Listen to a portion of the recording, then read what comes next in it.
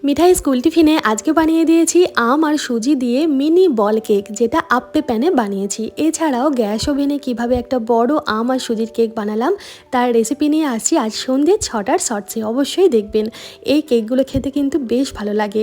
গরম গরম এই কেকগুলো আমি অডিওনি র্যাপের পেপার ফয়েল ব্যাগের মধ্যে প্যাক করে দেবো, যাতে খাবারটা অনেকক্ষণ নরম থাকে আর ফ্রেশ থাকে। কারণ অডিওনি র্যাপ 100% ইকো ফ্রেন্ডলি, আর খাবার দাবার কিন্তু গরম রাখতেও বেশ কিছুক্ষণ সাহায্য করে এই পেপার ব্যাগটা। আর এই বৃষ্টির মধ্যে গরম গরম কেক খাওয়ার মজাই আলাদা। 8-9টা কেক দিয়েছি যাতে পাশের বন্ধুটির সাথে শেয়ার করে খেতে পারে। একটা ডিম সেদ্ধ 2 অর্ধেক করে দিলাম, 4 টুকরো পাকা পেয়ারা দিয়েছি, সাথে 1 বোতল জল। টিফিন বক্স আর বোতলের লিংক এই ভিডিওর সাথে দিয়ে দিচ্ছি। তবে টিফিন বক্সের ওপরে যে কারুকার্যটা আমি নিজে হাতে করেছি। আর স্কুলে যাওয়ার সময় খেয়ে গেছে আজকে মিঠাই গরম গরম ভাত, তার সাথে ওর খুব পছন্দের মোচার তরকারি।